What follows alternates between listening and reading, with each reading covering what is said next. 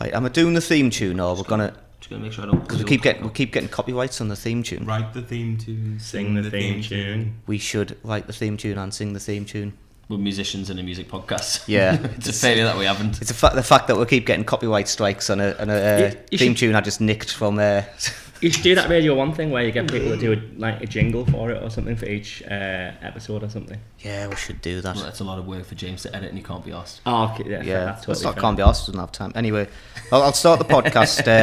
I'll do this When one. I come to yours next week, James, we'll do a theme tune for this, alright? All right, we'll stick with this one for now.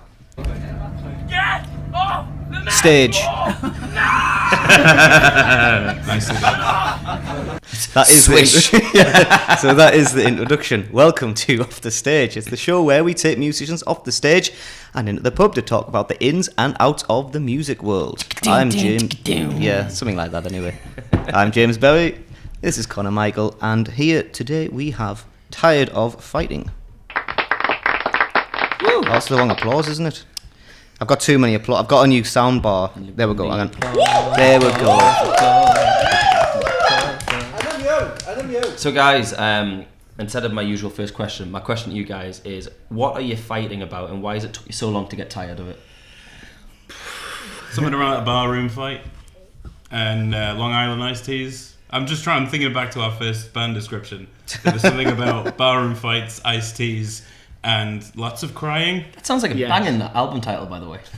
I know, barroom fights, iced teas, and lots of crying. Oh my god, that is like That's basically the theme of the band, right? That is the most emo title I've ever heard. Yeah. We'll work on it. Yeah, okay, So, you've heard it first. We'll workshop it. So who do we have? Who are you? Tell the viewers. I am Nick. I sing and play guitar. Oh, hi Nick, nice to meet you. Hiya, how's it I'm going, George. I play bass. Well, I try to play bass. You do play bass, plays very well. Yeah. Oh, is there a drummer that we do not know if he's... There's always problems with the drummer. I swear to God. I'd recommend you don't insult them in that. We're in a transition period? We're in a transitional period. Right, okay. We had Between this- drummers. The last podcast we did, the drummer just didn't turn up. Just like Yeah, we played at a gig. Well, Nick played a gig solo in the transition period in Wakefield the other day. And another band on the Bills, drummer didn't turn up there either. Oh really? It's definitely a thing. It's definitely a thing. Yeah. Drummers. Who did we have when the drummer didn't turn up? I've never had that. I No, know. I mean, which podcast do we have? Oh, Which that was episode sorry, that was Crowley. That's the one I missed, isn't it? Yeah. Oh, it's out next week. I thought it was this week, and then Bodacious turned up, and I was like, oh yeah, we're Yeah, actually no. 3 episodes ahead. Yeah, we've got because I'm trying to take March off, so we're doing loads podcasts in advance. So I get mixed up with which we did when. Bordish, that's Chris Thompson, right? Yeah, he's a lovely bloke. Yeah, Wonderful human that was a being. great episode. If you haven't seen it yet, revert back a couple episodes time. Go check them out. Absolutely. Yeah, I support them in the Ship Isis a few weeks ago. Really good. Oh, cool. Good gig. But we'll go back to the first question. What are you drinking? Diet Coke. Woo! Rock and roll. Caffeine! That gets a sophisticated clap. Yeah. And yourself? I'm drinking Neon Raptors Clusters, which is a peanut butter chocolate stuff. Oh my god! Right, I'm getting that one It's next. definitely not disgusing. Peanut butter and chocolate are the two greatest things to put together. I think Fun it's fact, you're a fan of Snickers. I despise peanut butter. Yeah. It's not Can't that stand the fun taste of a of it. fact, though, was it? But I love satay. And I love that. What about a Reese's Buttercup? You're not No, can't go near it. What on To be earth? fair, I've You're had out one. of the band. My wife absolutely adores them. Yeah. She adores peanut butter. Like Reese's is her entire deal. If I was to have one now, I'd probably like it because I love that. But it's like a weird mental thing. I always hated it when I was a kid. Psychologically, it's hard to get round in it. I can't do peanut butter. So it's olives for me. Like Olives are disgusting. Yeah. Yeah, I like but green apparently olives. That's my favourites. your taste buds Yep. improve. So I keep Totally. every now and then I'll try an olive, but it's still the most disgusting thing ever. I've got to spit it out, so I can only do it at home when it's like I've rightfully spit it out, But I can't do down it. by you, James. You're meant to be in your 30s. Well, still I still don't like olives and parsnips, That's like the best thing about a Even Sunday like a dinner. honey glazed roasted parsnip. It's like the nah. dopest tasting thing ever. Agreed. I'm just not a parsnip guy. I don't like gravy. And For somebody who loves fried chicken so much, that always freaks me out. Every single human being, every time I say that, says, "Are you okay? Are you all right?" Yes. I would do, but the fact that we've heard James doesn't like parsnips, I'm a bit like. Yeah. I'd Can't rather, get past that. I would rather get rid of gravy than parsnips on my Sunday dinner. Yeah. No. Oh, it's a controversial subject. We haven't even gotten the music yet. Holy shit. Let's rank every item of just- a Sunday dinner. This podcast is just breaking down before our very eyes. You'd rather have gravy than parsnips? No, I'd rather have parsnips than gravy. Yes. Oh. Especially honey roasted parsnips. Well, Oh, well, God, yeah. nah, it's. I'm still trying to figure this information Quite out. frankly, for me, right, meat, Yorkshire puddings, everything else can fuck off. I don't care. I don't quite like gravy on my parsnips. Oh, really? Like, I'll keep If them I have away gravy, it's from on the everything. I'll keep it away from the I'm parsnips. going to make it look like a Noah's Ark flood. And just I did that once with a mashed potato. You know the dinosaur chicken things. Oh, I made yeah. like a mountain out of the mashed Yeah, potato. volcano. Yeah. And like, it's a little Jurassic Park thing. See, Anyway. now if you get rid of the And you see- gravy, there's no extinction, so you've just killed turkey dinosaurs there, James. Yeah. You're basically Jamie Oliver. You know what? I was thinking this the other day. Do you know the podcast we did back when with Eve Cole, where we're talking about the closest descendant of T-Rex is a chicken? Thank you for the Obviously, it's 2,000 views on that short clip, by the way. Yeah. So there was obviously with turkey dinosaurs, it's like went full circle. So the dinosaurs became the chicken/turkey that's now been back into the dinosaur. What came first, the turkey dinosaurs or the turkey egg? Ooh.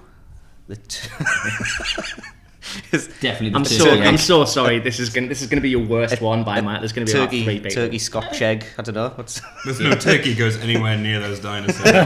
Yeah. turkey dinosaur. Not turkey. What I'm talking about. I'll tell you what the fuck I'm talking about. Can I tell you what I'm drinking? Because Yeah. Connor bought this, and it's In a second, are you guys playing Mindfest and Trillions? Yes, we I'm are. playing it too. Oh, cool. yeah. I just got a message of Morgan there saying, and you guys are in the same gigs in 2 weeks as well. Oh, nice one. Hi, Nice Morgan. one. I mean, to be fair, the gig's probably already happened. It was a great gig. Thank you very much for having Yeah, us how on. did that go? Past plug. Yeah. I'll come back to that in a second. Sorry, James. Yeah, I'm dying for a drink as well. Yeah, what are you I'm drinking? Absolutely parched. So this is, I don't even know what it is. Apparently Julia recommended this. Have a little drink and I'll tell you what it is. Okay. Ah, it's refreshing. She was right. Is it Okay, long that's- waist? Because I saw that on the bar. No. I don't know what that is. It's a double plum sour. Double plum sour. That's probably what I can't remember the last time I had a plum. Sounds gross. Delicious. And do you know what? The Sounds- aftertaste of that was lush and plummy. And again, That's- right, as James and I discussed this just before the podcast, I absolutely adore a sour beer. I think it's brilliant. But every single human being I say I love a sour beer go, oh, you like sour beer? Yes, I do. Yeah. No. I'm not going to hide No, it thank you. anymore. I'm not going to be afraid. One of us now. Yeah. Well, I started this just drinking water because I was going to Stag Do. I didn't want to drink that month. And then I was stouts all the way. And then we tried a sour. Never had anything since. Yeah. There's always different It's sours always, each week. Always a sour. Tell you what I had the other week. Bubblegum was the best one though. It wasn't from here. It was from the Vaux Brewery. Iron Brew Sour. I've heard that's incredible. Oh, I It's heard about lovely. that just last Yeah. night, actually. It tastes like Like Iron Iron Brew. Brew. Yeah. I can go on a way. piss with that easy. but to be fair, if I was to blind test this, you'd be like, it's just like Iron Brew. That's an Iron Brew Sour. Yeah. That was really nice. I recommend it. Twice Brewed, I think the name of the brewery that does it. It's not Vaux. They've bought it in for some reason. It's the diet version, like twice ironed. Yeah. I think I had a Vault City one where it was like raspberry coconut and chocolate, but it's sour, just like Oh, That sounds Vault like a lot City together. Vault City do the best. They used to do like a sour apple. It was just a proper green pint, and it gave you heartburn, like, but I mean, Yeah, it was bloody lovely. My beer just needs to be as dark as my heart. yeah, it does. James only found out that Guinness is like dark red a couple episodes ago. Oh yeah, What? yeah. No, I was like the proper black. And you know please. what? That was the same response I thought until the amount of people that seen that clip and went, "Wait, Guinness is red?" I was like, "Yes." Yeah, everyone just assumes it's black. Apparently, nobody knew that except for us two. No, I just yeah. Well. Yeah, there you go.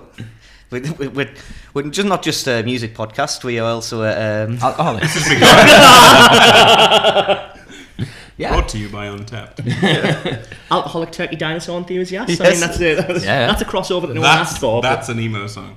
I think we've been doing this music podcast episode for about 10 minutes and we've spoke about one gig. So you're doing Trillions, obviously past event. Will you have a drummer sorted by then? You reckon the crack is? Definitely. Yeah. I'm in another band called Blame Yourself, and We had them on before. No. Blame Yourself. I've tagged them many a time on the podcast. Though. Don't think. I haven't been here before. I was going to say, has Nick sat here before? No, He's but in the that name band. rings a bell. And I didn't know a lot of musicians till we'd done the podcast. Yeah, but and obviously Kev was is agreed to sort of step in sort of thing and just that. So yeah, we've so We're sorted for like the next sort of 6 months, yeah. basically. That's good stuff. Oh, There was James a- is just texting. So no, tell you what I was gonna, because I've got my soundboard on my phone. It keeps vibrating, so I just turn it on silent. Okay. So that's what I was doing. You had What About Eddie on, and I think Yes. they mentioned Blame Yourself, so that's That could maybe be it, why. yes. Yeah. If you've done any gigs, we do like a gig guide every Monday, and we just tag local artists that are playing. We probably just tagged yourself on there. Yeah. But Blame Yourself, I've recognised the name just propping up. Excuse me. What about Eddie? Have a question here somewhere. Oh. I'll get to the. So I had an inquiry. It's basically, how old do you have to be an elder emo? 10. Is that a straight answer then? 11. Although Because it's a new thing, isn't it? Like this happened the other day, mind. So I have a friend of mine who we sort of swap Spotify links with each other, and she was just like, "Oh, I think you'll love this song. It's by a band called Hot Mulligan. It's called Make Damn Sure." It's like, That is hilarious. Oh my god. do not cite the old magic to me. I was there when it was written. 3,000 years ago. Yes. Have you heard of a band called Taking Back Sunday? So yeah, It's been 84 years. So I think anything after sort of late 20s makes you an elder emo. I think sort of like Yeah. 27 onwards maybe. Because really, I mean, that it was back in the day. You're like 15, 16. You were doing that. That's when the emo kind of stuff came out, and then obviously it died down a little bit. But it's taking an emergency. It's An elder re-emerging. emo in my mind is in like their 50s. Because they'd be like 20 in the late 90s. Yeah, I mean, to be fair, Yeah. there's been so many. There was the first wave where it was Right to Spring sort of thing Yeah, in the it late depends 80s. on your definition of emo. And then, that's there true, was the that. second wave in the 90s with like Promise Ring and Weezer and stuff. And then there was the third wave, which is the one that we're influenced by, which is Taking Back Sunday, Brand New, etc. Then there's the fourth wave, which is modern baseball and all that stuff. And then you're right. It just depends which wave you. Well, my thought was like the Taking Back Sunday when I was in college. Yeah, everyone that's the truth. That's the true form, That really. is, yeah. But although we played a gig once, and we came off, and the band we were playing with went, "All right, classic emo," and I was like, "Oh, you didn't have to say classic. Yeah. When did we become classic?" Dad rock. Yeah. It's like Avril Lavigne's on like new dad rock albums. I and saw stuff that, like that, and and I it's like- almost vomited as soon as I saw that information. Just like, oh no. So yeah, so late 20s, I'd say. Yeah. Yeah. Mm-hmm. So there you have it. Elder emo, late 20s. If you're not late 20s, you're not an elder emo. Yeah. You're just a regular emo. Unless you're older than late 20s. Because then early 30s isn't late 20s, but they'd still be an elder emo because they're over the late 20s. I mean, there's gonna be a time where like the elder emo like transcends into like the Spirit emo. the spirit, like yeah, There's going to be like 8-year-olds that you call them the grand emo. the grand emo. Yeah. It's like the last boss left back in line of emos. I can see the meme now. Panic at the Disco is emo. Sure, Grandma, let's get it. So with you guys coming on, we put a couple of like polls on Instagram to get questions, and we got a couple of questions from @cannymint_imperial. Asked, do you like board games? We love board games. Yeah, we're big board gamers. Yeah. I don't know if George wants to answer this first. I'm a little bit obsessed with board games. What's your favourite Tabletop one? games. My favourite one. Can I say favourite designer? Can, but we won't know any of them. There's a guy called Wolfgang Vosch, who board games is like his side gig. It's like his hobby, because really he's a neuroscientist. He's like saving people's lives on a daily basis, and he's made some rad as hell board games. One's called Quacks of Quedlinburg, which everybody should check out. Another one's called... Which I beat George at. He did. That's where he puts the claps. Another... Hang on. See, I'm not. My eyes aren't like what they used to be. And I'm like trying to find the. With being an elder emo, if he was a normal regular emo, it's fine. Another one is Taverns of Tiefenthal, which is literally you just run a pub with dice. That sounds mint. Another one's called Ganz schön clever, which is like, oh, that's so clever in German, and it's like just chucking dice. It's a little dice game. It's so rad. You should check all 3 of those games out, everybody. I like that. I like the pub one. A lot more of an answer than I thought we were going to get. We should play I could that talk one. about board games all day. We should play that one live on here. Yeah. Maybe. The Turkey Dinosaurs emo Yeah, grade the board game 40th anniversary. crossover. Yes. Should we just do Harmontown? Let's do Harmontown. What about yourself? Any favourite board games? I'm very vanilla when it comes to, but I'm a very enthusiastic gamer. Just like Pigs? Basically, I have no social skills whatsoever. So I'm the kind of guy where if it's a social switch, it's like, anyone want to play pigs? Like, what? Why have you got pigs, and why do you have to throw them? Well, let's check this out. Let's do know it. how it's done. Yeah, and You also get these little pig figures. you know what pigs are, And you've got to drop them. Yeah, Everybody I played had past that. the pigs with the grain Yeah, on the train. the way they land Is gives to you have certain points, points, but if you yeah. touch each other, you Oh, I didn't know making that bacon. rule. That's Eliminates all your points. But right, okay, they've made it easier. Go on. Okay, so my how do I explain this? I've been playing pigs with my friend, and her kids were like since they were about 7 years old, and he's like now 19, so for like 12 years, and for about 10 years, Sean, hi Sean, has been trying to roll 100 in one go all the way to win the game. Yeah. Right? He's never done it. Right? So I bought a new version of the game. Right? And I bought this pig trophy. I said, right, anyone who gets 101 go wins this trophy. But I bought a new version of it, and his sister did it in the first go because they've made it easier. They've made the rolls easier. The pigs sort of like less round, so they don't go on their side, so you don't like score 0 points. I'm really sorry about this, guys. Just talk amongst yourselves. But but yeah, and he was absolutely livid that like she just. But yeah, they're making games easier now for the kids because yeah. I'm acting like someone who hasn't heard the story 5,000 times already. Just Yeah, James, pigs, it's great. So great. we I've played it when I it. went camping last year in the summer. Yahtzee is also great. Love Yahtzee. I played pig. I mean, that's an old game. That like pigs. I remember playing that as a young'un. Yeah. I used to play it with my granny on the We'll train. get them in. Peyton got some for Christmas, so I'll really? steal my stepdaughter's pigs games and we'll just have a little game in the podcast. Pigs. Yeah. Is it just like dice, but with pigs? But with pigs, yeah. Basically. Yeah. Fair enough. See if you can get a snouter. Yeah. Same question, different question from same person is, which of your songs are your favourites? Back to the music. Right, okay, what's my favourite? They're all Nick's songs, so it's really difficult for him. They're like basically all his children.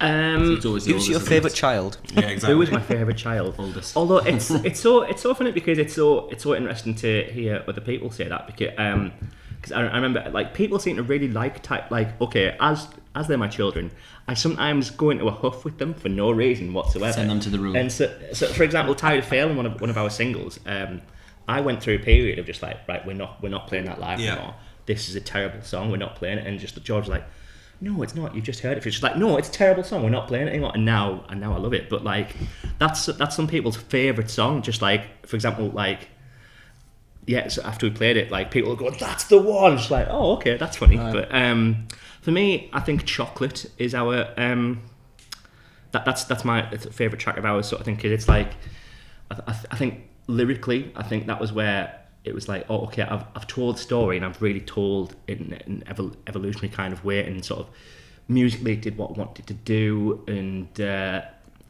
just the metaphors in it. So I think Chocolate is my favourite.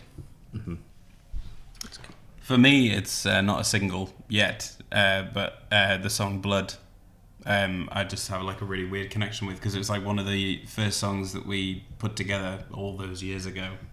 And even though it's quite morbid, it's kind of, the song is about death and stuff. It's still the way it's composed and stuff. It just gives me like a really good feeling. Yeah. So yeah, Blood.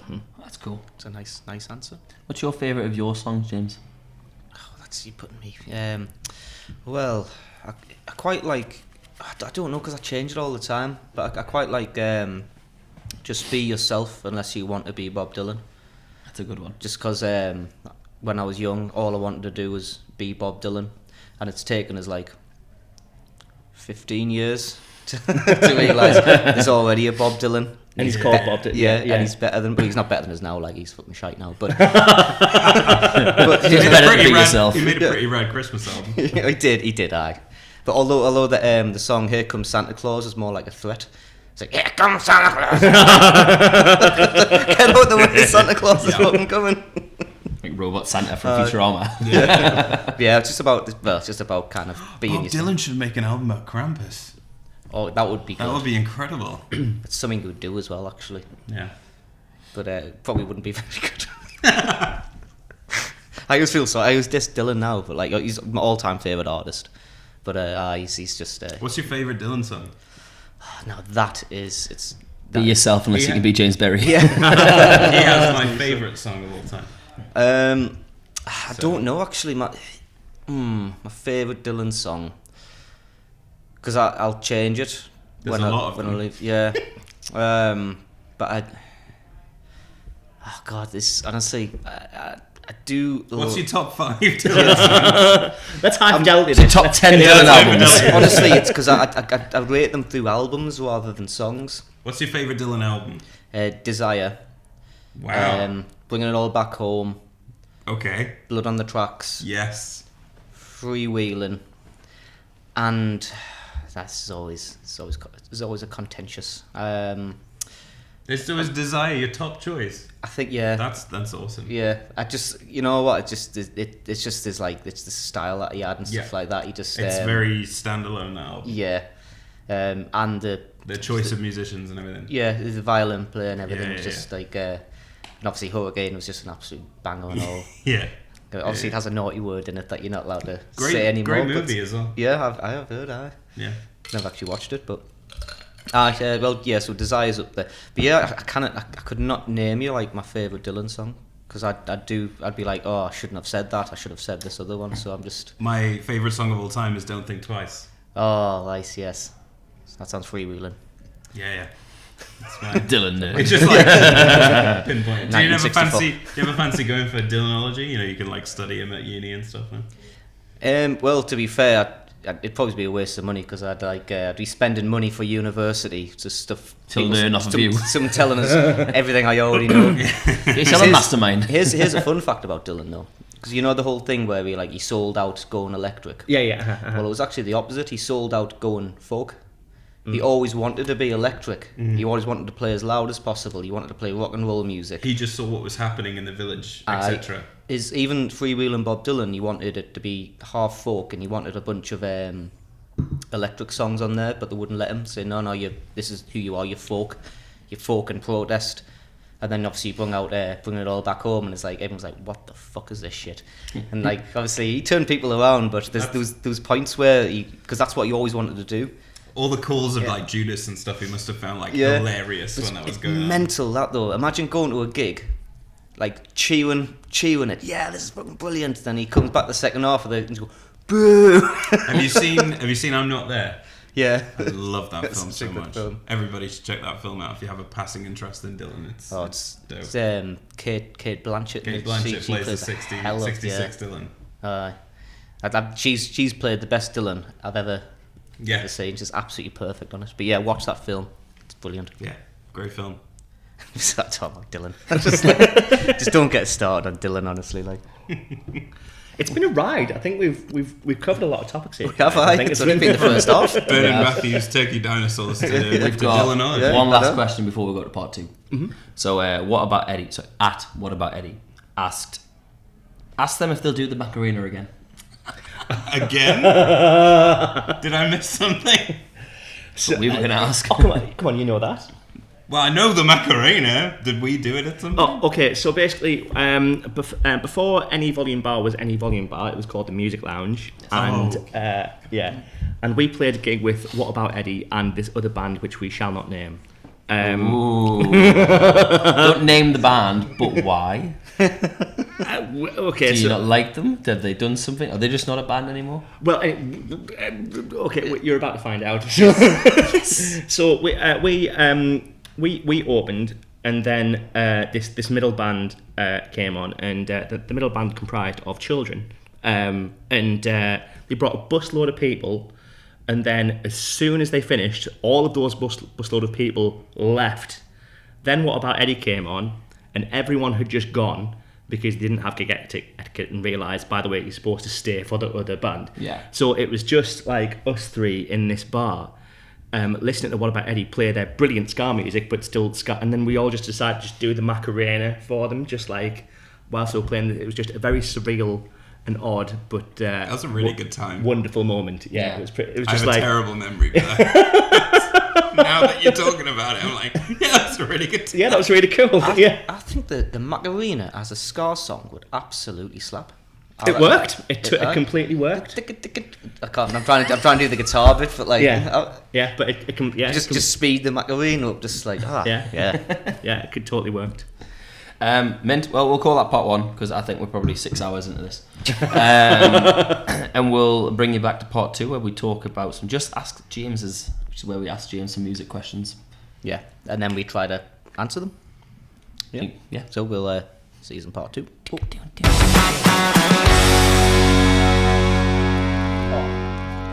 How long was that part? That was. What we do on Just Ask James. We're back, baby! That's the reset. Whatever you just heard, didn't you? On our OnlyFans. The pod has been cleansed. Okay, let's do it. So, welcome back to part 2. We've That was started a great thing edit point. There we go. where we go on Reddit and we get all these queries from musicians, and they ask us, and we answer the problems terribly. So the question, or the headline for the first one, is: Are you like supposed to lie about your band's draw? So I read this briefly. What he's saying is, it sounds like a stupid question, but hear me out. The first show we ever played, I signed the agreement stating that the promoter was looking for bands that could draw around 10 people. The first show was far away from anyone I knew, with shitty weather on a weeknight, thus we pulled 0. The promoter booked us again and again. We probably played 5 or 6 shows for him, and he's never once did we pull the 10 that we said we would. We've gotten up to about 5 before. Another show we played, the band was organising it for us. If we could pull 10, I said, yeah, sure. We brought in 4, which was more than the other 3 bands combined, including the one that asked us to bring 10, and there was no issue. Yet, when we've been honest with promoters, that saying, can you bring 10 or 20 or whatever, and we told them 5 is more realistic, we've been ghosted, cancelled the 9 yards. So, what gives? If I bring 5 and tell them I can bring 5, they won't look at us, but if I tell them I can bring 10 but only bring 5, they'll book us again. So as stupid as this question sounds, I'm suspecting that there's some kind of unwritten rule where you're supposed to inflate your draw or something. I bet the other bands do it too, so the promoters probably think when you say 5 it means 2, when you say 10 it means 5, etc. That's really interesting. I think there is like some truth in that actually, just based on experience. So you fake it till you make it. Essentially. Yeah. I mean, I think it's about being reasonable. So just like, look, if it says bring 10 people, and so that obviously means, look, we're not expecting loads here. So if you bring 5, fine, that's some bodies in the door. If they need 50 or 100 people and you bring 5, that's an issue. So it's just about... It's a percentage, isn't it? Yeah. If you bring 5 out of 10, you've brought 50% of your allocation. Yeah, but they played a bunch of shows where they said they could bring 10 and nobody came, and the promoter was cool with that and booked them again and again. Yeah. Maybe they said, oh, they can bring 10 down, that's okay. Then listen to them and I thought, oh, these are quite good. But if they said, oh, I don't think we're going to bring anyone down, they're going to go... no, you're going to give you a chance. Yeah, we're not going to give you a chance. I think that's where the issue is. But yeah, fake it till That's it. I had the Priters supporters at Little Buildings. I was like, right guys, new band. How many do you reckon tickets you could sell? Oh, 50. So, be a little realistic. I don't think I'm going to sell 50 as the headline. Fair play, Priters. You did quite well. I don't know how many it was a sellout, beyond a sellout, because I started flogging tickets on the door Yeah. And it was kind of like, it's a 60 cap room. I was like, not everyone's going to turn up, so yeah, come in. We probably had about 65 to 70 people. And I'm there going, I hope there's not a fire. Yeah. But yeah, selling, you tend to find selling tickets as a support or a shared show a lot more difficult. Not many people want to pay a $5 or a $10 to see you do a third of your set. When you're doing a headline show, people are like, I'll pay that to see the full show kind of thing. Yeah. Support slots are promotional, is the way I see it. Yeah. So if a promoter's booking you on a gig and you're in a support slot, you are there to play to the headline band's fans, essentially, or whoever the promoter can get there. Absolutely. Obviously, draw some of your crowd in as much as you can. I think it's your responsibility to try and to try your best to bring. Yeah, but you're not bringing the crowd, is what I mean. You're not bringing the full crowd. Yeah, okay, but at least promote it and try your best to bring people there. Yeah, you've got to give it a go. But yeah, as I say, and a lot of support slots, they get like a tiny little name there, so it's hard to kind of. I think it's a lot harder to sell. Yeah. Sell a gig. I'm playing this gig. Yeah, it's like £5 a ticket. But you only a little name there. It's like I don't want to pay to see. I don't know who this is. Yeah, but that's the. But like the dude but that little name could be a massive name in headline and Leeds in 5-10 years time, sort of thing. So it's always worth seeing the full show. Always say that. Yeah, absolutely. But like the dude. What I mean is like if you are the little name trying to get your mates, especially when you're in your mid-30s when you're not in school and you haven't got your school crowd to come. People our age who just really hard really. Just to get them out on a Saturday night is tough because impossible. Yes. To get them midweek kind of. I mean, even being in a band, getting 4 people in the same room at the same time. I mean, this took like 2 months. It's conditional, and like the person on Reddit mentioned, it like geographically, it's dependent because if we go play a show in Glasgow, nobody knows us in Glasgow. Yes. So if we get a support slot in Glasgow, we cannot be expected to bring anybody because nobody's heard us yet in Glasgow. So we haven't played Glasgow is an example I'm using. But I think it's about being reasonable and being as honest as you possibly can. Like in that situation, could we bring 10 people? Yeah, I'll give it a go. And if it's fat, but as I say, just like, yeah, I don't know. I think it's about being transparent and upfront when you can. If it's a good gig and a good slot, I say I'll bring 100 people down. What's your proof? What you do is you buy a bunch of fake fans, so your profile's got 10,000 views. Get one of your mates to kind of film you, obviously cropped, so it doesn't look like that in one of your gigs. So it looks like you're playing like a full audience. There's only one line there. Think, fuck, this guy can sell out fucking shows. He's got 10,000 likes. I'll book him. Obviously, there was someone who did that, wasn't there? Ages. I can't remember the name of the band, but it got quite went viral because he basically lied. Oh no, the metal guy. I know who you mean. He basically he just faked. He did exactly that. He bought all the Facebook likes and stuff like that, and he claimed that he could He played Trillions as well recently. Oh no. But he was just the thing is because nobody came down because nobody knew who he was. Because he was booking big venues, sort of just because he had some that was pretty. And there was 3 or 4 people. But you looked at the videos and they just looked like absurdly photoshopped, just unrealistically photoshopped. Where he's headlining this flipping Glastonbury and stuff like that, and everyone's like, wow. But any bloody Tom, Dick and Harry could see that's obviously a fucking fake thing. But these promoters were just like, oh, that looks good, I'll just... Which is one thing with the promoters not doing the flipping work. I mean, I've got a lot of things to say about promoters. But also, I don't know, if you get a reputation as being a bullshitter, then I don't think that's cool, and I think that... Yeah, that's true, I don't know. Fine, okay, if you're taking a punt to see how... Okay, if you're trying to create an avenue and you want to take a punt and you want to get in the door and you think you're gonna, then fine, fair enough. But then I don't know. I just think I don't know.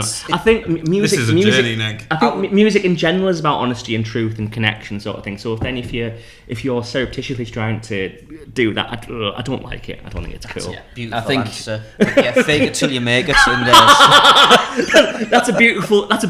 But fuck this guy. And it's just I think if you're a support act, it's not technically your responsibility to sell the tickets. However, it is your responsibility to push as much as you can, regardless how small your name is on the print. It shouldn't be like, say you've been booked in January to do a gig in June. You shouldn't be in January put in a post on Instagram and then putting a post the day before the gig, going, "Oh, by the way, guys, I'm doing." Like, you should have been going, "Look, this is the show I've got. You should."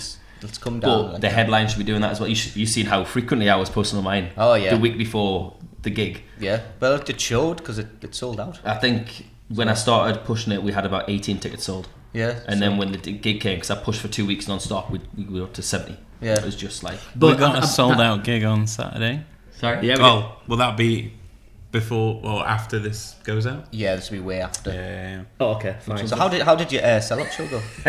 Really good. I mean, the support's brought fuck all people, but we were... Did they say they'd bring 10? yeah. And the drummer arrived? Yeah. But no, honestly, it was going to be, because the support's fantastic. Cat and saying, oh, well, actually, we're not... Well, let's not explain that now. But anyway, what was I going to say? I was going to say something. Where's the gig? Oh, Bobbicks in Newcastle, which is a beautiful venue. I've not played there. Which I've not been in there. We've never. I've been in there, but we've never actually played there. So I'm very excited. What's its capacity? It's like 60, something like that. Oh, yeah. 75. 75. Might be my next one. It's good going, that. So the honorary fourth member of the band is in the corner of the room, and he just mouths down. Yeah. Okay. It is the voice of God. He was also seething throughout that entire thing of just like, people need to see who they're actually bringing at the gig. But We've got one final question.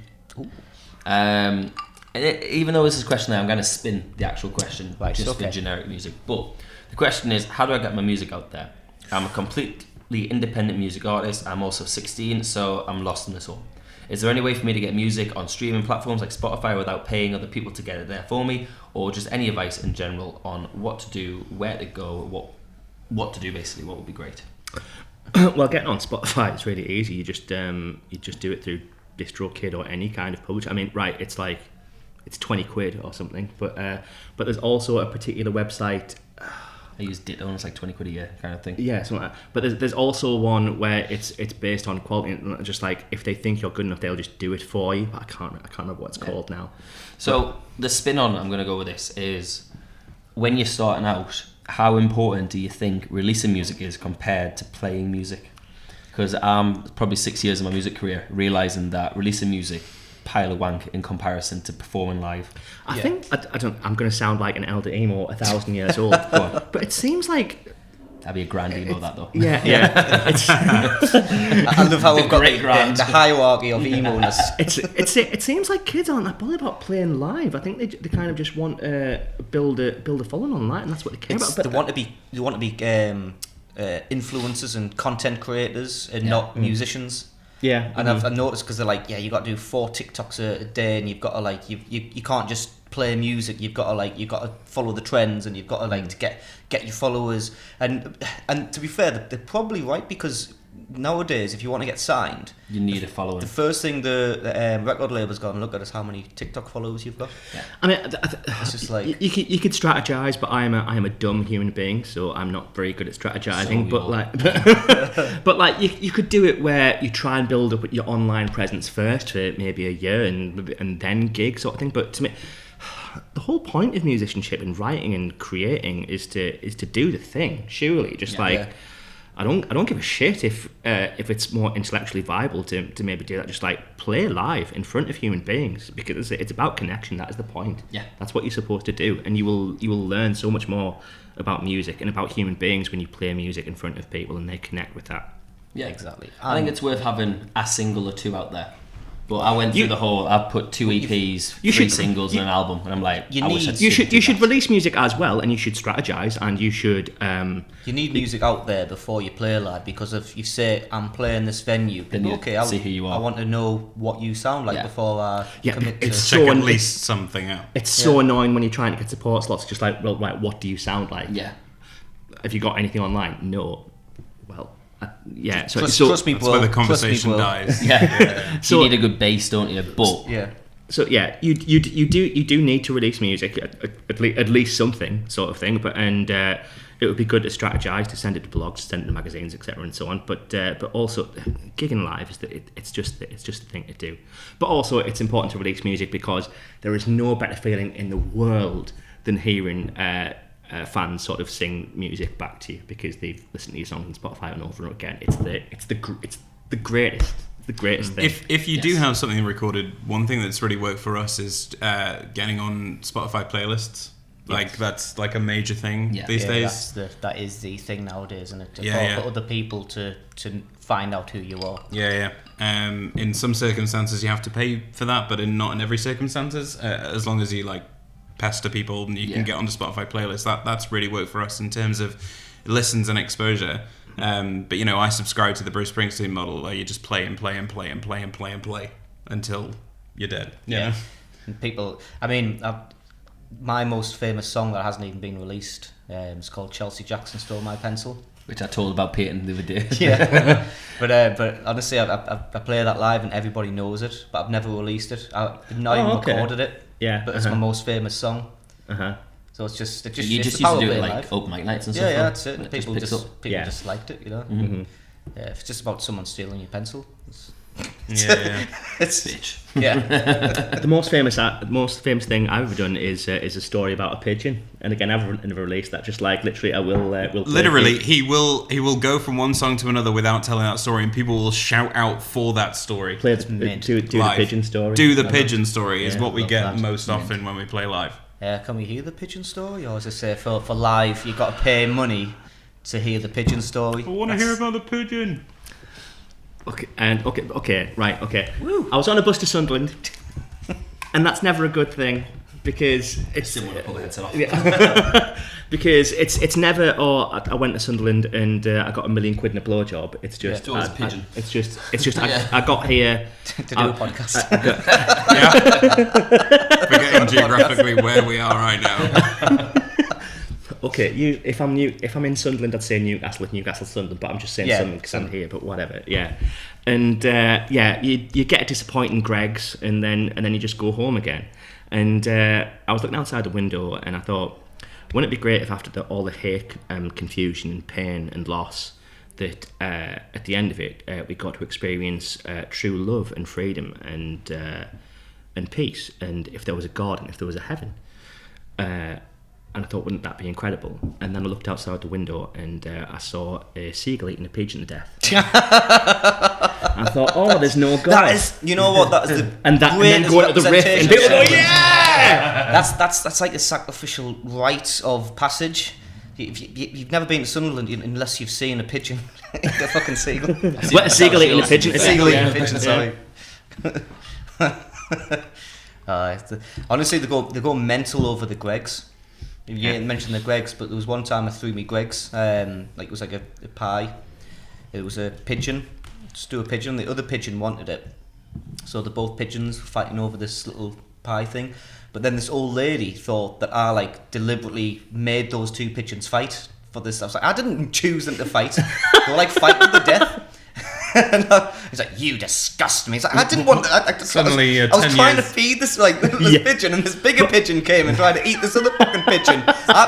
Suddenly you're 10 years down the line in a pigeon fighting ring. But Balak, can I just say, I love Sunderland as a place. I went to uni there and I did my teacher training. Just it's a beautiful place and I love it. But I just say that because it's funny to say on stage. Well, I mean, it's Sunderland. Well, beautiful's a strong word, but it's ours. It's getting a new train station. Let's put it there. Well, there you go. Yeah. Well, with that, we'll skip out to part 3, and we'll see you on the other side. Yeah, spot on. Let's see go. you in a bit.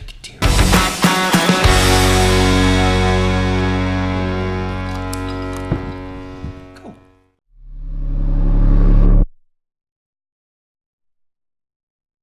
We're back, baby! Part 3.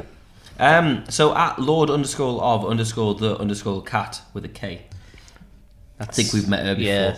Asks, what's your guilty pleasure band / artists? Who do you enjoy listening to that you think, I shouldn't like them? I have 2 words for you. Savage Garden. Oh yeah? Yeah. Don't know who they are. That's a lie, right? No, I'm just really bad at music. Oh wow, okay. I will fly you to the moon and back if you be my baby. What's the guy's name? Darren Hayes. Hayes. You know Darren Hayes? The name rings a bell. Because he did solo stuff as well, which is actually really dope. Yeah. Yeah. I'm going My to take a Love look for at this. You. I feel like I'm in the wrong corner here. What is it? My Love for You, Notorious. Is Insatiable. Insatiable. Yeah, that was a banger. That is a banger. Truly, madly, deeply. Truly Madly Deeply was like a massive... Yeah. Is this a boy band kind of era? It's hard. It's like Goo Goo Dolls-ish. Like pop rock almost, pop but then rock, that album, was it To the Moon and Back?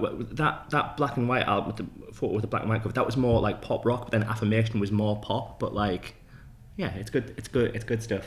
Yeah. What's funny is my missus will be watching this and she would have been telling me off for the last 2 minutes going, how the fuck you know that? Sorry, Ashley, in advance. You were starting to slip in a little bit of like American Psycho there about Savage Garden. Yeah, tiny bit, yeah. Because I couldn't name one of their albums.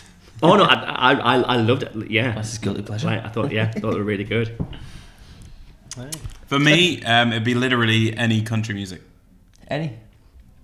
I really love, especially like really crass modern country music. Yeah. You know what? I like my country music, but I draw the line at the modern stuff because it's too like, it's all the same.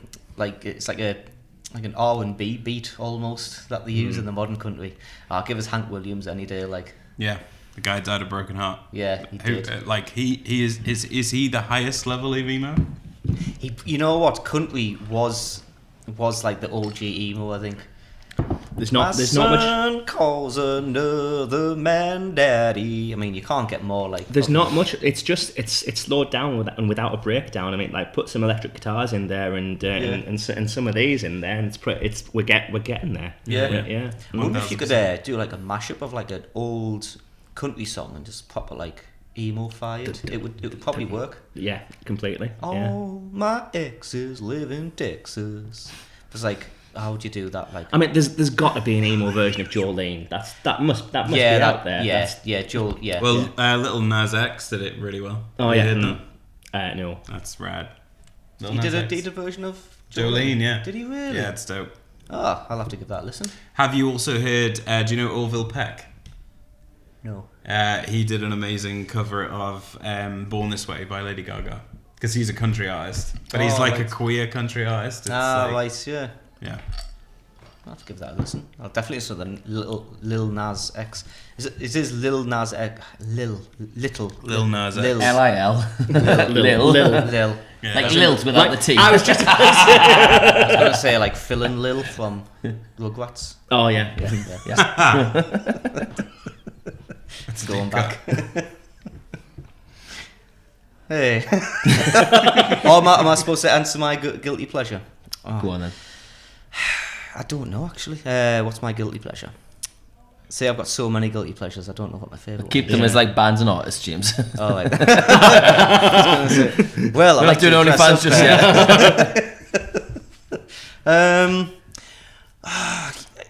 I've got a. I don't know. Can you do your guilty pleasure first, and I'll. So we've had this question many episodes ago, I think. Yeah, and I it can't might be remember in what my answer was. when we had them. Yeah. And there was I went to see Ed Sheeran live, and one of the support acts was called Maisie Peters, and like she was fantastic. She became my guilty pleasure for a bit. Still listen to music. So hang on, do you think Ed Sheeran is a non-guilty pleasure? We don't Ed talk about Ed Sheeran's Sheeran. like the reason I'm in music. Oh, okay.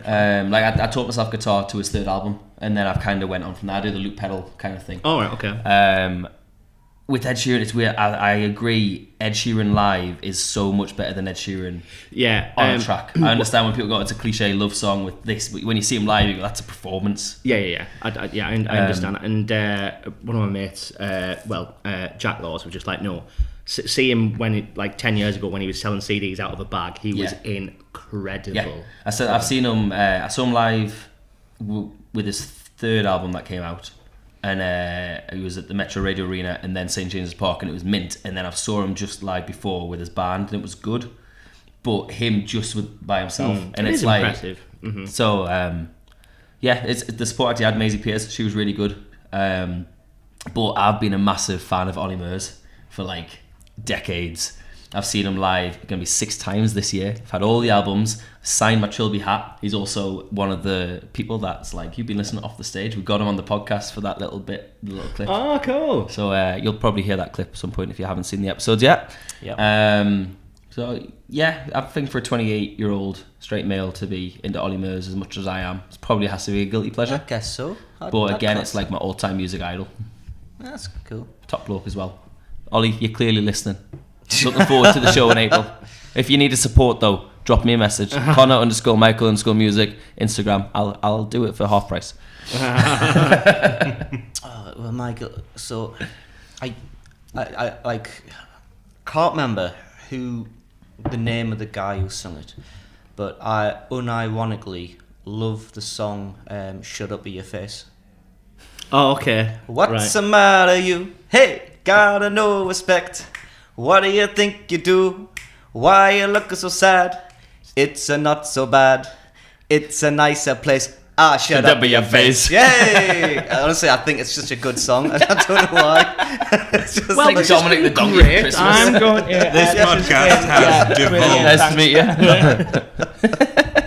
I don't know why I like that song, but I used to have it on repeat. Like in college, I used to listen like one of my favorite bands in college was like obviously Blink, and it was like I was into that Goldfinger and that I was that kind of kid. But then Joe Dolce, yeah, and it just had all on my like MP3 player, and then I just had that song just come up every now and then. I was like, so yeah, probably Joe Dolce was my guilty pleasure. Aww. Unguilty pleasure. I don't feel ashamed at all. Copyright strike. Who cares? It's worth it.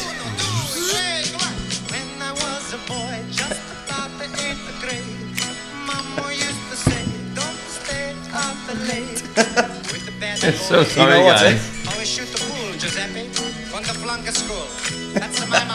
I'm kind of getting into this. Honestly, God, like, taking the bus home from college, right? Just listening to this, just watching the world what go an by. image. It's amazing. I mean, in a way, is he not telling the establishment to shut up its face? Exactly. So, if anything, this is a folk punk anthem, Yes, really. I was gonna say that's gonna got us into the folk punk scene, you know. That's gonna copyright us. But to be fair, we're not big enough to be worried about that just yet. Yeah, I know we shouldn't be. Nor do I think his song's big enough to be picked up on YouTube just yet. Yeah, Might be wrong. I might be wrong. To be fair, it's probably not even like. I'm surprised it's even on YouTube. To be honest. So yeah, if you've missed the last 30 seconds, apologies. We played a song. It might have been cut out. It might not have. I'm gonna leave it in. I don't care. Everyone deserves to know the magic of Joe Dolce. And that's your guilty pleasure for a Yeah, band. I'm gonna say that. Yeah. So final question we got from Lord of the Cats is: which country/city would you most like to perform in? Headline show. What are you doing? I would say anywhere in Germany because they pay artists. Yeah. Ooh, that's actually a good answer. I mean, I suppose the mecca for like emo music is Long Island, so probably.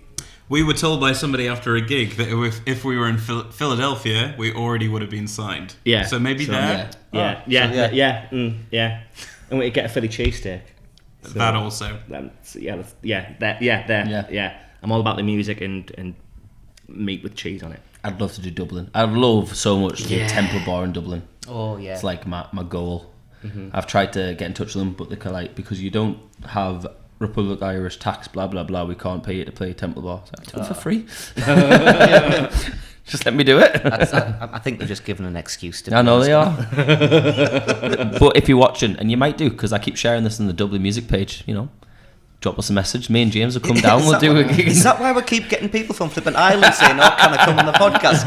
Can you fly out to Sunderland?" No, you're all right. Yeah, so we'll come and do some podcasts with some local musicians, and in return, you let us play the Temple Bar. I think it's fair trade. Yeah, I'd say. Get one of them stamps on, the little fair trade stamp. Oh yeah. But yeah, I think Ireland would be a really good shout. Yeah, definitely. Yeah. I'm gonna spin the question round. If you could plan your most perfect gig, from venue to walk on music to like everything around it, what would it be? How would your most perfect gig be? You're the biggest band in the world. You get to choose to do whatever the fuck you want. I think I'd want to do it in a really cool place with like incredible acoustics, like a cave or something. So maybe like I don't know, like maybe Martin Rocks or something. But I don't. Bread Rocks. Red Rocks. You would be amazing at Red Rocks. We would be amazing at Red Rocks. Yeah, that would be cool. That was my original thought, Red Rocks. Yeah. Especially when he said Mars and Rocks. You could probably upgrade it. Yeah, a little bit. If anything, dream higher, you know. Just like down It's the just road. where my brain went. Okay, what on music? I don't know. Don't have to have walk on music, but like I had the coolest walk on music. I know you did. Okay. Basically, you know, Fire Water Burn by the Bloodhound Gang. Oh yeah. It was just like, obviously it starts good. The roof is on fire. It just goes like for ages then. Yeah. We don't need no water, let the motherfucker burn. Burn, motherfucker. And then, boom, and then all the lights come on, dun, dun, dun. Then you come in, dun, dun, dun, dun. I was like, yeah, That's from the amazing. Bloodhound Gang. Oh no, it's James. I'm a huge Elvis fan, so I'd probably say, Thus Spoke Zarathustra, you know, the music from 2001. That would be my walk-on music. I mean, if it wasn't that, it would be What's the matter? You know what? I'm coming on. The bunker gig. That's that your walk-on that's gonna be music? walk-on music. I needed to do walk on music. I didn't do that for Little Building, so I just turned up and played. Oh, you should always have a walk-on music. I know. Like Scott, when I'm doing his support for the gig here, Scott's like, "What's your walk on music?" I said, "I don't know. I'm just gonna." I'll come up with the walk-on music. Actually, I mean, don't trust me with your walk-on music, but if you want to trust us, I'll do a good walk-on music for you. I'll not tell you what it is though. We should do like a deal where we have to choose each other's walk on music. Surprise. That's actually a really good idea. Right, we're doing that. Yeah, for the bunker, because I don't want to spoil Scott's gig. Oh, right, okay. But for the bunker, I'll pick your walk on music, you pick mine. Yeah, right, Okay. cool. We've never ever done walk-on music. What we do is basically we set up and then I say, "Hi everybody, we're tired of fighting and we are," and then it kicks in. But to the point where I do it every gig to the point where, Nick, are you going to change your crack? Are you going to actually say something? It's just like, no, but that's how we start the show, and like I like it. So our walk-on music is me saying, "Hiya." So when you do in the caves, are you doing the higher or are you having a walk on music? I mean, for the old school fans, I think that's what they'd want. I wouldn't That's want what it. you want, innit? Yeah. Fuck the fans. What do you want? No, that like the old school fans. That's why the fans like you though, because you're like, fuck you. Yeah. Do what I want. Yeah, sometimes the artist needs to make art for themselves. You know what I mean? exactly. Damn right. So I'll say hi everyone. They go, "Oh God, we've heard this for the past 10 years. Can you shut the fuck up, please?" But yeah. Who cares? They're there. They bought the tickets. Yeah, exactly. They can leave you still paid. I've got their money now, so I don't give a fuck. Yeah, fuck off. Yeah. Mine would be We love you, fans. We love please you don't and listen appreciate to it. that. Please don't fuck off. until they're big and famous and gigging in caves. Mine would be so in football, I'm a massive Aston Villa fan. All right. Okay. So if I ever got the height of doing stadium tours, I would just do Villa Park. Yeah. Just as the height of, I'll do like the odd festival at Wembley kind of thing, but I wouldn't do a stadium tour. I'd rather just do like the smaller venues and just like do an entire month of like a 200 capacity room in Newcastle kind of thing. Slam Dunk or 2,000 Trees would probably be my favourite ones to. I think my favourite festivals to do, sort of thing. Just like everyone says, 2,000 Trees is just really cool. Just in a forest, just that sounds awesome. in a forest, screaming I did about a why a festival girl in the dumped forest me. recently. That was weird. I had to walk and it looked like I was going to get murdered, and they had this little gig hut thing in the middle of nowhere made out of like trees and bark. I was like, this is weird, but okay. Spent half an hour sorting the power out because there's no electricity in the woods. Yeah, I was going to say, it's full of trees. But no, it would be Villa Park, and I would have like my warm-ups and stuff in the changing rooms, and I would walk out in Villa Top to Black Sabbath plays in Crazy Train, because that's the music they play when the players walk out the tunnel, but I'd have the live band playing it whilst I'm walking on stage. You have really thought about this. Yes. Proper thought about it. You know what you should do as well? You should hire the who's Aston Villa's main rival? Birmingham City. Because obviously you're a big famous band. You've obviously got loads of money. Give him loads of money to stay in to go in the goal, and then you can kind of like score one past him. I'd fuck it up. I'd slip over. That would be like the most viral clip ever as well. So win-win. That's a good point. Yeah. One of the great, just Score at the whole end. Aston Villa fan, just one of the greatest pieces of football. Can you remember? Can you remember that random goal in the Birmingham City Aston Villa derby where just like the ball just went, you just kind of went to kick it, and then from the throw in, and then it just kind of went. Yeah. So it technically So isn't. George is officially just It's just checked gonna out now. devolve So it into technically football talk, wasn't meant to be a goal. Yeah, because the he rule didn't is- actually. You have to touch it. Yeah, and he didn't if you actually throw the touch ball it. in, it doesn't count as a goal. Yeah, But because he reacted like, oh fuck, I've let it in, the ref went where he clearly touched it, and then he went, oh wait, I didn't touch it. It doesn't count, and the rest, it's a goal. Yeah. And yeah. So the Bills made it really close to the Super Bowl this year. James, what would your ideal gig be? Finer details. You've just had me support you. Yeah. So that's obviously the first one. Obviously. I don't know. I'd be. I don't like too big venues, to be honest, because I know as someone who would watch, if I was ever going to go to like an arena gig or something like that, there's nothing worse than being right at the back where you can barely hear and barely see anyone. So I'd have to have like a small case gig, probably seating, because I'm old. My fans will be old. You know, we get tired quite easily, so I want seats. Sit down, soft food. That's what we're after. Yeah, exactly. You want a theatre? Yeah. You know, the interval for ice creams. Yeah, pretty much. Actually, that's not a bad idea. Actually, no. To be fair, I'd have just like just a cafe somewhere. Like, I tell you what I'd love to do. What I would have loved to do. You can't I think they still do gigs, but it's not the same. It's a Cafe War. I've been in there. Have you been in there? Yeah. Oh, at least one place I'd love to go. Is it what's I it went like down and they were nowadays? playing like random jazz, Were they? and I had a pizza. It was incredible. Oh, I'm not the most. Well, don't talk about jazz on this podcast. You get your head bitten off. But you know that Seen the Cafe episode War. yet, but I've heard about it. It was empty, and I was like, Yeah. "Can you seat me?" And they were like, "Yeah." So Cafe Wars, it's in New York, and it's where Bob Dylan used to play his gigs, and that's where he got famous. It was all like the folk scene was in there. So yeah, I'd love just to play somewhere like that. I thought you were gonna say Chennai, Shinny. where Jeff Buckley had his where he had his residency. Yeah, no, I just. That's Dunno, a famous something- yeah. music cafe There's a as well. there's a place in Middlesbrough called Cafe Etch where it was literally just the gig space was kind of like a kitchen, so there was tile and stuff, but then they renovated to a gig space. The acoustics were incredible, as in one of the best places I've ever played, like unplugged. Yeah. It was absolutely amazing, so I'd recommend that. I know I played at an old butcher's in Germany once, and still like the blood on the walls and everything. That's Wow. cool. But because it was still had like the tiles and stuff. It was that quite like because our PA was shite, so it didn't have any reverb, but it was fine because all the it reverbed anyway. Yeah. But no, somewhere like that, somewhere where you just sit there. There's not many people. But I completely agree with you with the intimacy sort of thing. Just like, yeah, I think I like to talk to the audience, and I like to explain my songs and stuff like that. And it's harder to do when there's like a huge audience, you know, especially when the more people there are, the more they're gonna get taught themselves and stuff like that. Yeah. I'd much prefer have just like everyone's quiet, and you know, phone goes off, and they get like, turn your bloody phone off, and it's like, you know, socially unacceptable, and it's just everyone's there in the moment, and it's just like, yeah, no, that's my. Have you ever been to the Caverns in Edinburgh? No, I haven't. I think that's a dream venue for me. the Caverns. And just as we've been talking, I mean, like imagining what my dream gig would be, and it would be there. Yeah. Because it's essentially like it's like a regular looking high street, and you go in, there's like a regular looking bar, and then you can like go through a door, and it's basically a cave.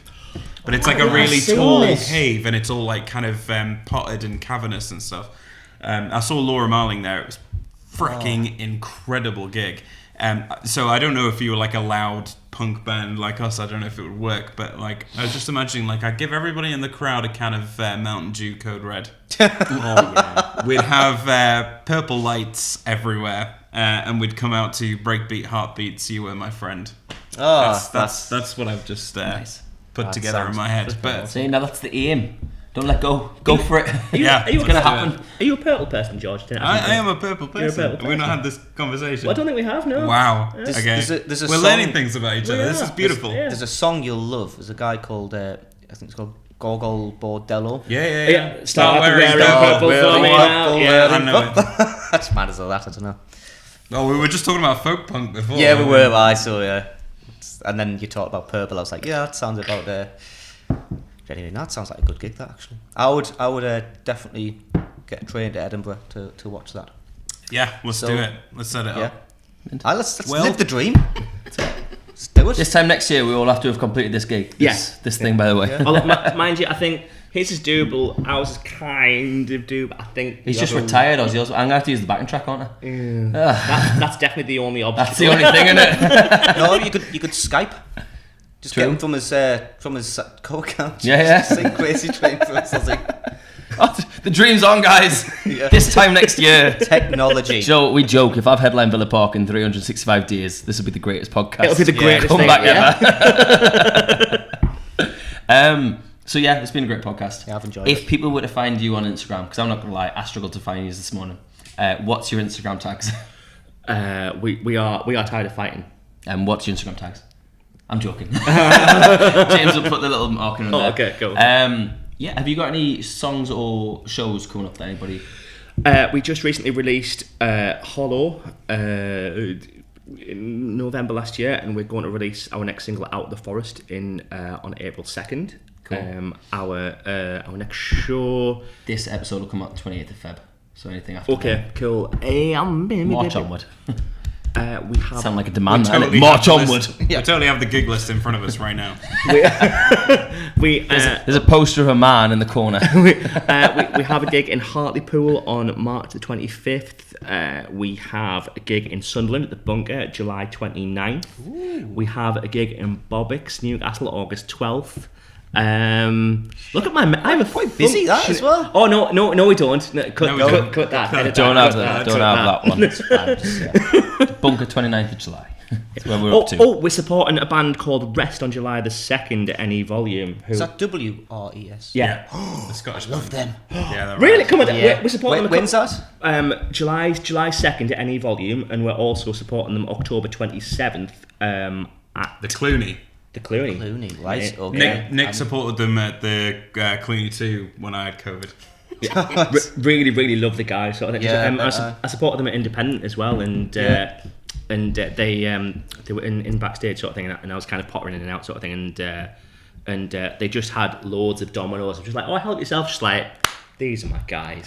Come on, meant that. I love that band. I think they're the class, absolutely brilliant. Yeah, We might do a pod special. Aye, we'll get them on. We're off. Mint, what song are you guys going to play for us? I'm going to play Night Dwellers for you. Cool.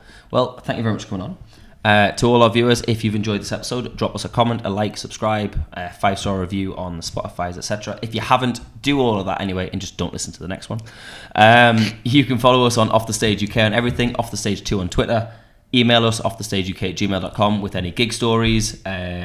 James, before we started this, had an idea that we're going to do some kind of alarm forfeit if our guests say a certain word.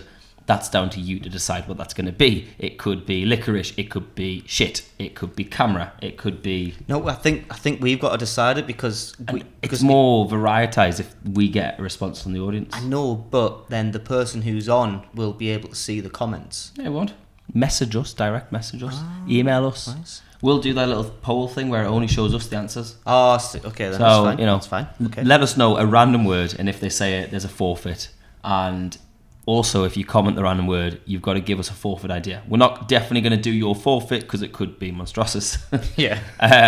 But if it involves moving the camera, it's a no-go. we're going to consider it. Yeah, I think that's all. What, the 28th? Your gig's just happened. There might still be tickets for my gig in Whitley Bay on the 4th of March. Go check that out. I'm probably plugging the shit out of it if that's the case. See you in part 4. We'll look forward to your song. Yeah. Awesome, thank you very much. Get off the mat! Stage. You left it too late. No, I need to learn how to do that. Off the stage! No! Honestly, this has been so much fucking fun.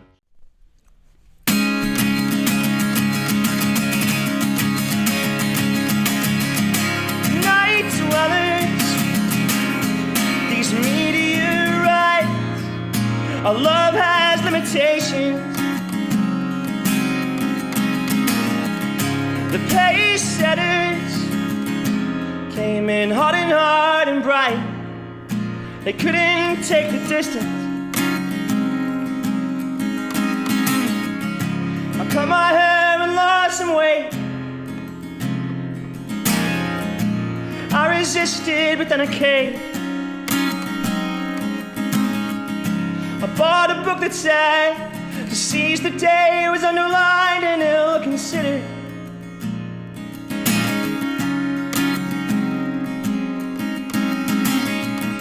I guess I could not contemplate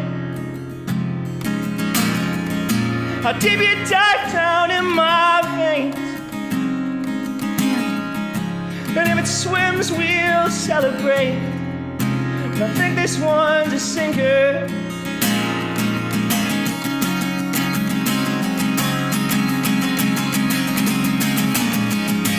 Night dwellers, these meteorites.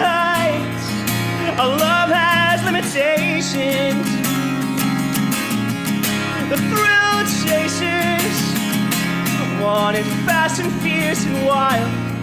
What's the point in just existence? It rings out and resonates. It spreads itself and rests in place. As all my ventricles vibrate to the sound of a sweet old signature.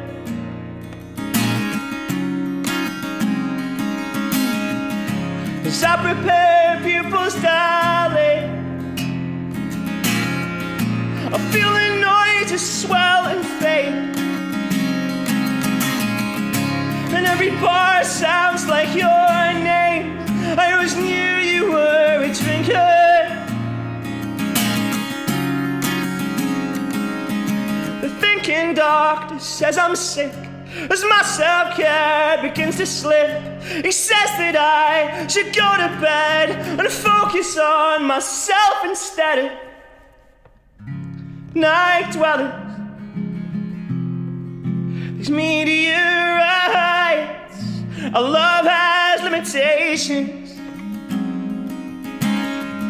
And the gold getters find it somewhere in the mines. You better believe we came for the treasure. Whoa.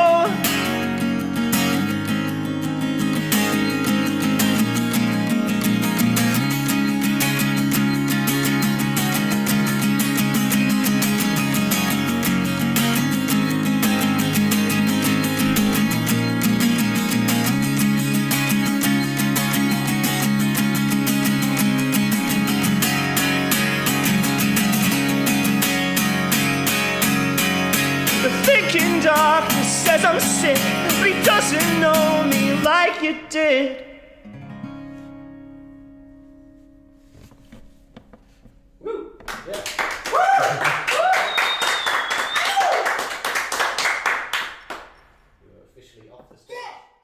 Hi, I'm Ollie Mers, and you've been listening to Off the Stage podcast. I love it. Go listen, it's fantastic.